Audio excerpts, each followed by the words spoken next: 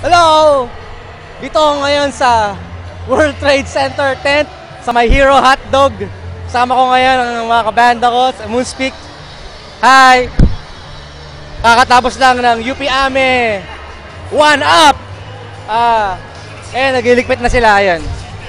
Balik, nag-perform kami sa Moonspeak last band. At nag-uwi na yung mga tao. Astig yung bands. Si Reka, ang pogi. Wala lang. Nakaka-intimidate kasi ang pogi-pogi niya. Thank you nga pala sa UP Ame. Tsaka kay stage manager Diana. Salamat. Daming booths dito eh. Hindi ko naikot lahat pero astig. Sana ma-upload ko yung mga pictures for Pinoy J Music Media. Correspondence today si Sol and myself. Ayun. Dalawa lang kami yung crew ngayon kasi wala lang, undermanned ngayon eh.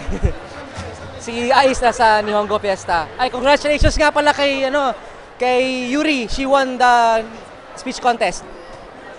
So this is Kirby and in behalf of Moonspeak and UP Ame and Hero Sausages, ang hotdog ng mga con.